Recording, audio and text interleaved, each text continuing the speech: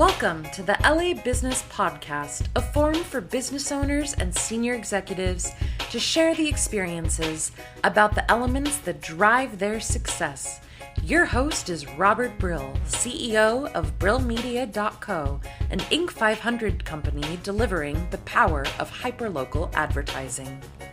Robert writes for Forbes, Inc. and ad trade publications. Our goal is to bring you the stories about successes and failures of people who are making big things happen in marketing, entrepreneurship, and management.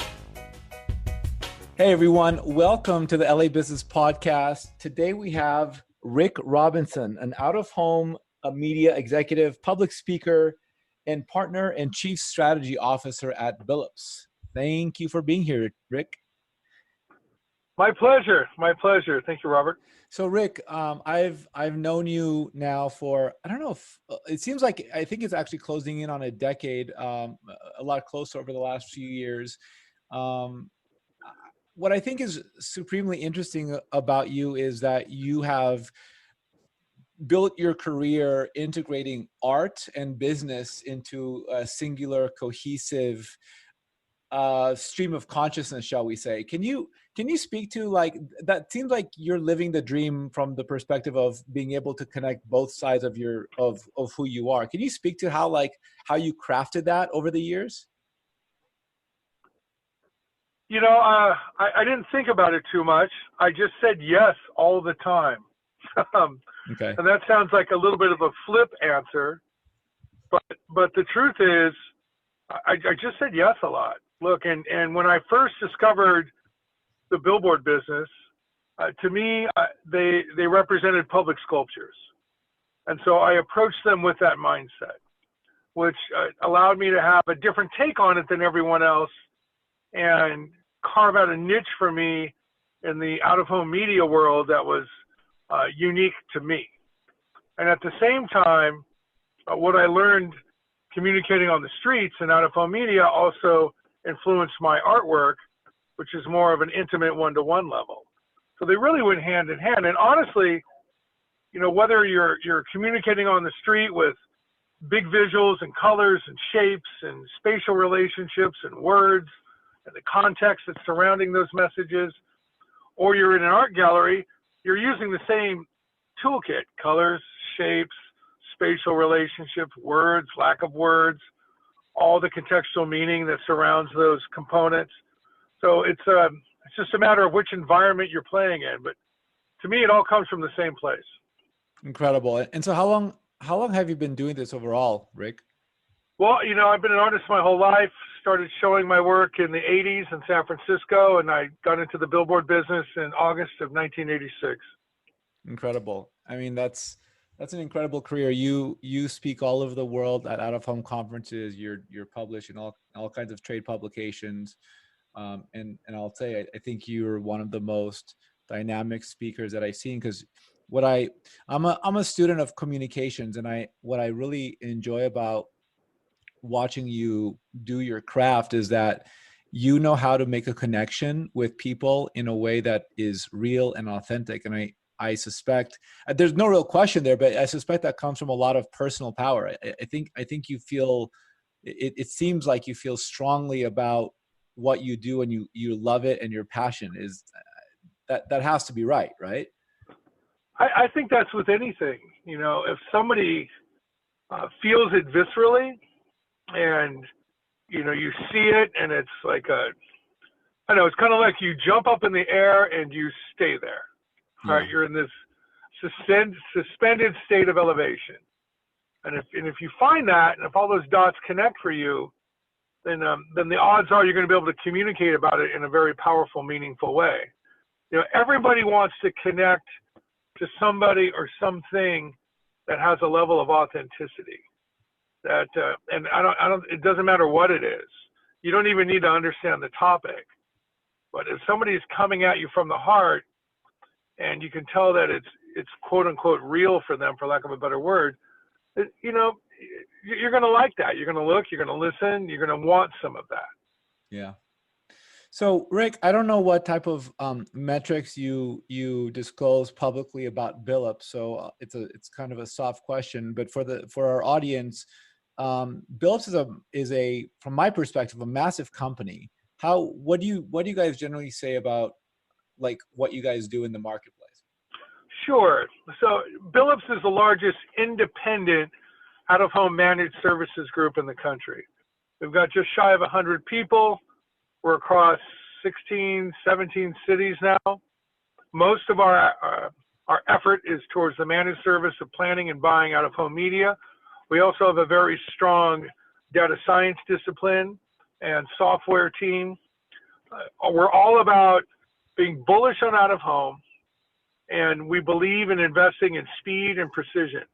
And the more we do that, the better we get at that, the stronger our offering will be. Incredible. Our client base is, look, it's exciting. Out of home is in an exciting space. It's we're hot stuff right now, right? The news feed on out of home is super positive. There are global forces at work, much bigger than the out of home industry, that are benefiting the out of home industry over the long term. Those are population growth, population density in big cities and smaller markets. We live out of our house all the time. We've got our, mobile retail storefront in our hand with our phone. We're visual by nature. The younger generation likes out of home.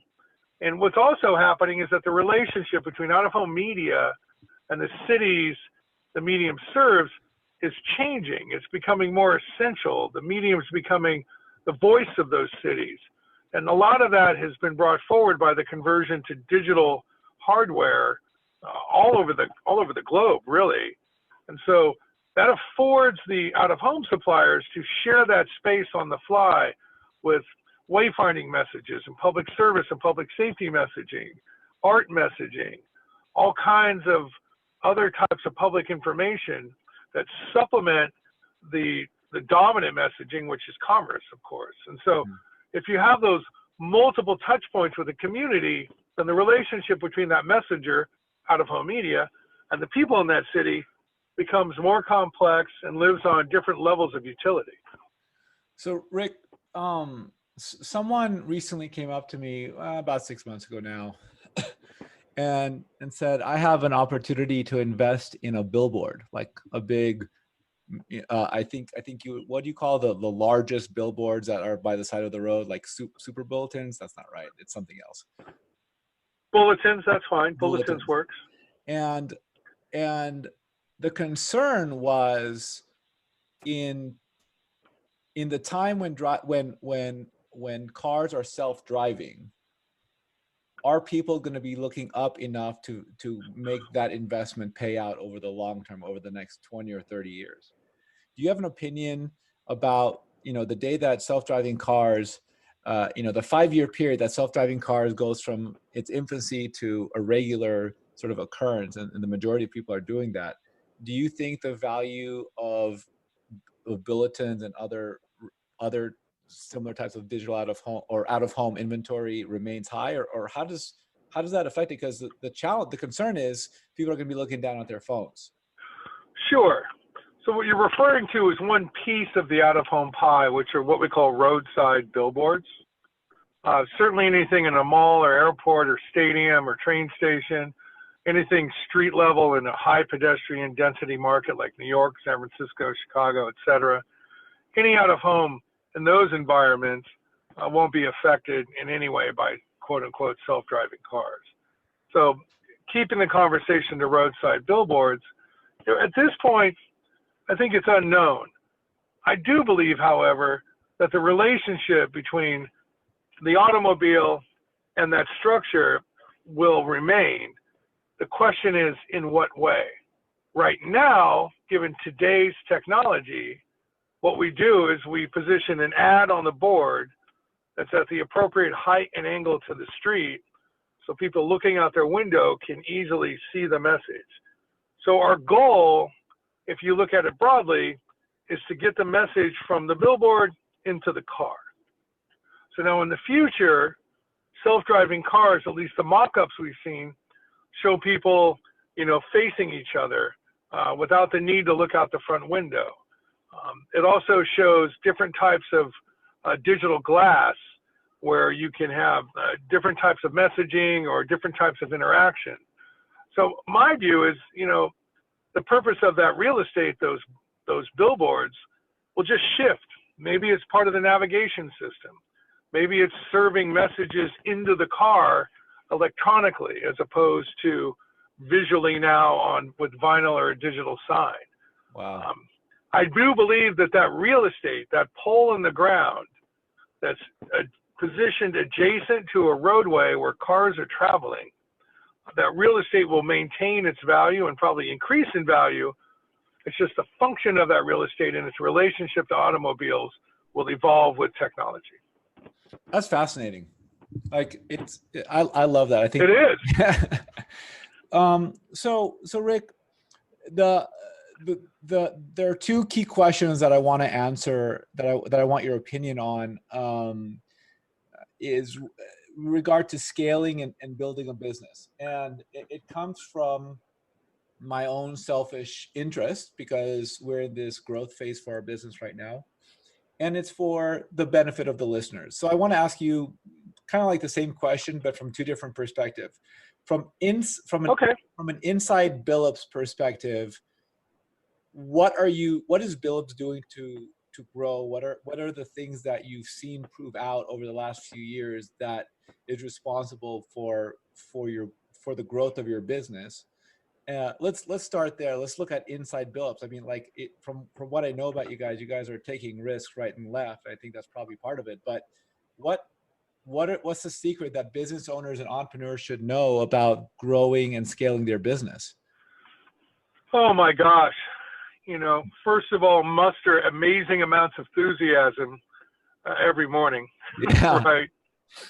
If you don't believe, no one else is going to. Yeah. I think it's been a few factors. One of them is just our relentless spirit. Our belief that we can succeed, that we're always going to stay active, that we're going to be tenacious and hungry and opportunistic, curious, accountable, all those things. We say yes a lot. So it's attitude. The other piece is that fundamentally we firmly believe in the bullish nature of out of home. We believe the industry is a good place to invest money and that it will continue to grow. And then if we can create speed and precision, we'll always have a leg up. And that's paying off quite well, especially in the precision piece with data science, particularly mobile data. We now have 3 data scientists working for us. And so that's helping us plan smarter and then also do attribution studies after the buy. And then lastly, and perhaps the most important piece, is bringing in talent.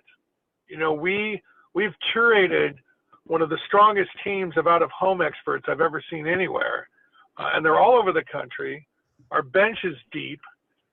We keep our good people, and we have a lot of momentum there. So between the vision and attitude, the people in the organization, and the investment in the things that differentiate us, in particular data science, we've been able to maintain our position and grow. Fascinating. And what are you seeing your clients? I know you work with agencies, I believe, right? That's a big part of your business. And then you go directly to advertisers. Like, are there any trends that or patterns that you're recognizing that you are a part of in the growth process for different brands? Like, one of the things I'm seeing a lot of cannabis out of home advertising. And every time I see that, I think of you guys. I don't know if you're placing all of these, but like Weed Maps, for example, and MedMen, and like near my place was a billboard, a roadside bulletin for Kush Alley. And it's like booming, massive opportunity. Like, how are businesses growing with the help of Billups? Sure. So we see a few things. First of all, everybody loves a great billboard, and most brands are intrigued and want to do out of home. They just want us to prove it better. And so the data science piece is really helping across all categories.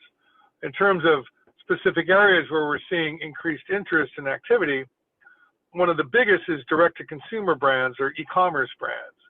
It's one thing to go on Facebook and build a business, find customers, create a going concern that way, and go to your, Series B and Series C round of fundraising. But it's a whole other thing to build a brand that stands on its own, that creates its own demand. And so a lot of these D2C brands that are starting to evolve have realized that they need to go into other media forms to build their brand, out of home being one of them. So out of home has become the analog storefront for digital only brands. And we see a lot of growth there, and we expect more and more. Now, when it comes to cannabis, cannabis is legal recreationally in about a dozen states. In several of them, you can do out of home media in one form or another. There are some restrictions. We put some thought pieces out on this earlier this year. Essentially, you need to treat it like you would distilled spirits or beer. You want to keep it away from schools and hospitals and playgrounds and things like that. You can't picture any flour on it. And you want to make sure that, it's a good actor in the public space. There's a lot of money and a lot of energy and a lot of noise around the cannabis sector, and we're monitoring that. We participated in it in some small ways, and we'll see where it goes. I'm actually speaking on a panel later this week in Portland, the Portland Ad Fed, on the very topic of cannabis marketing. It's early days, and you're going to see it shake out. That's fascinating. So what does 2020 look like for you guys? Like what's the focus there? I presume you guys continue to spend a lot of your efforts on data and attribution and analysis. And I think for a company as large as you are, that's exactly what the marketplace is looking for you. Do you have a sense of like, here's a question that I wonder, do you have a feedback mechanism or a feedback loop as to what your customers want from you and don't want from you? Like, do you guys ever think about that or analyze that? Because I think for small companies, especially startups, that's incredibly important. And when I talk to smaller, mid-sized companies and they're looking for marketing advice, the first question is, well, what's the message? And the message should really be defined by what your marketplace wants from your business. So as a larger company, do you get that feedback? And do you look at that? Is that important for you guys? Oh, sure, absolutely, on a daily basis. I mean, first off, we think of ourselves as a small company. Yeah. We're hungry, we're nimble, we want to earn it every single day, and the feedback loop is constant, organically through our teams at the point of attack with our clients on a daily basis all over the country, and we're always talking about it and always trying to better understand where we're performing and where we're not. We have done some surveys as well. I think it's called Net Promoter Score. There's other things you can do, and I'd recommend that. Ultimately, you can never expect it to be static. It's always shifting and changing and moving. We're always asking questions and sharing that as a group and a team and trying to evolve. Additionally, your clients will tell you whether or not you're on the right track if they stay with you and they spend more with you. The proof is in the pudding. Right. And so you should always listen to that. One thing that I'm always cautious of is to avoid forcing our will on a certain situation. So I'm always trying to be aware of this, and I know that I've been guilty of it a few times in my career, probably many more than I'd like to admit, where you're in a certain situation, either you're pitching a piece of business or you're in the middle of a relationship, and there's an opportunity that comes up, and you come at it your way, which you think is the right way, and you end up either not realizing that opportunity to its fullest extent, or it goes away and goes somewhere else, and you wonder what happened. And almost every single time when I look back on that and do a postmortem, it's because I just didn't listen well enough. And I thought my solution was their solution. And either I didn't communicate well enough, or I just didn't listen and realize that, no, the way they saw it was their answer and what was working for them. And I was too rigid and tried to force my methodology into their paradigm. And you see this, because agencies think one way, brands think another. You talk to a startup in San Francisco that's, just getting off the ground and is very bootstrapped, they're going to have a very different approach to how they look at spending their media dollars than, let's say, an institutionalized brand at a bigger agency that has a lot of legacy and a lot of, sacred cows. And you can't approach one like the other.